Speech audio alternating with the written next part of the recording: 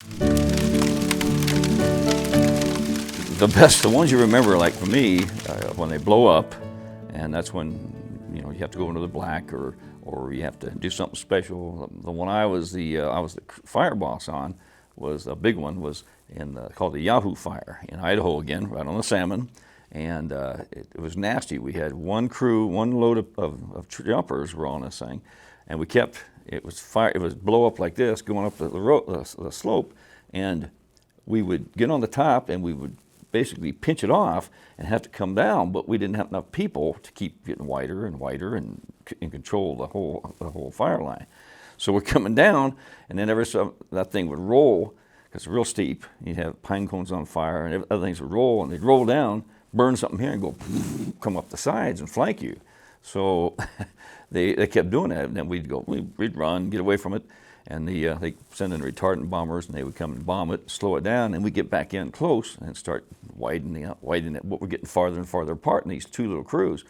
And so I'm calling in, going, "Hey, look, I'm fire boss. We need extra people. They send me this many crews, or what you want to do if you want to catch this thing, or get us out of here." Okay, one or the other. Don't leave us here to I think they gave us 2 cubitainers. That's 5 gallons of water. 2 cubitainers of water.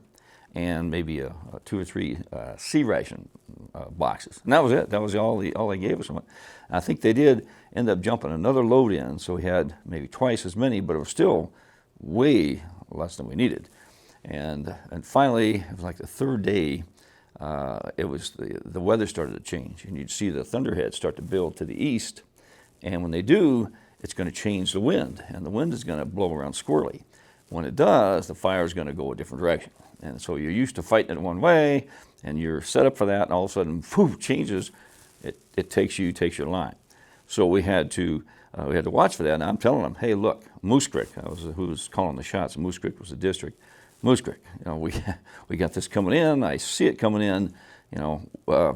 We had jumped in a valley on the one side of this fire, down in the gully, real steep, but it was a valley with grass and everything, lined with trees. We jumped in there and then hiked up and started fighting this thing. And I kept telling them, I said, "Look, one way or the other, you got to make a decision here. Fight this thing, bring some people in, or get some ground crews in or something, or else get us out. So, wait one, stand by. Finally, they came back when I'm just about frantic, saying, "Look, we got this weather coming in." And they said, "Okay, fine, go ahead and pull off." Great. So I sent half my people were collecting the things, fixing up the line, collecting things on the line. I sent half the people down to collect all the jump gear, which is in the valley. And no sooner than they get down there, but the thundercloud or the thunderhead came in, and everything switched.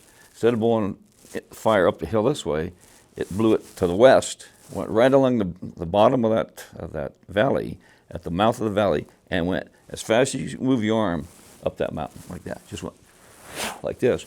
Now it's on both sides of that valley where my men are.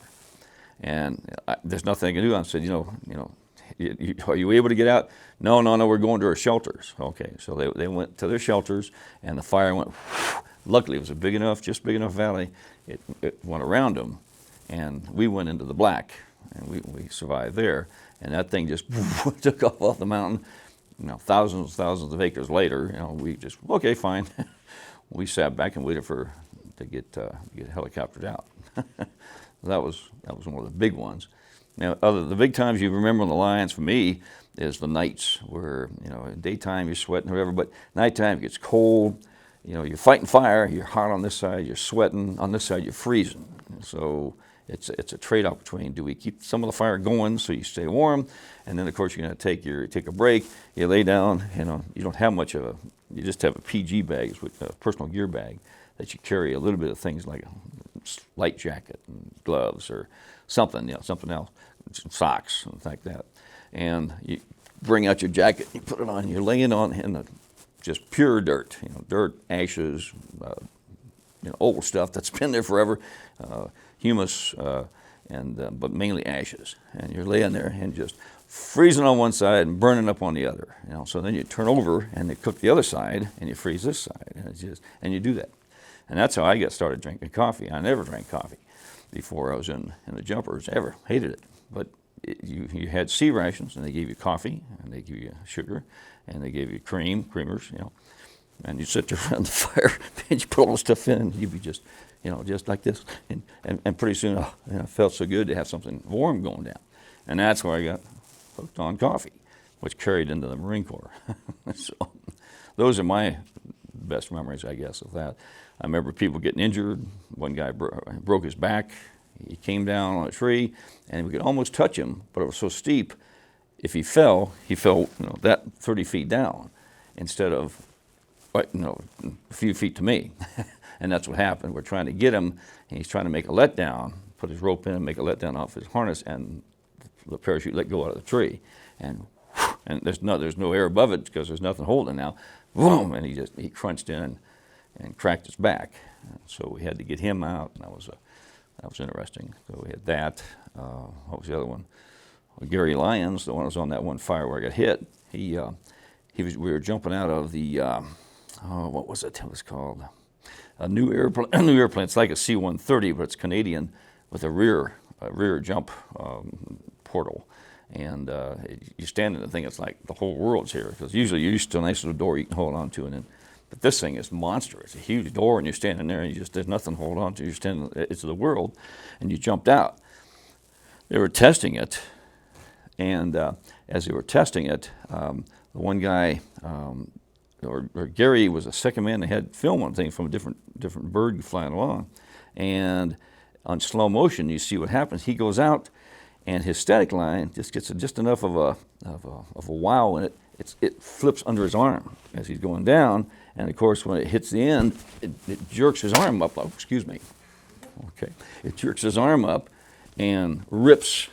He looked like Popeye because he had nothing up here now. It was all down in his. It had torn everything loose, and of course, he's hanging there, and he's coming down trying to steer with one hand. And I remember that. That was a nasty one, real nasty.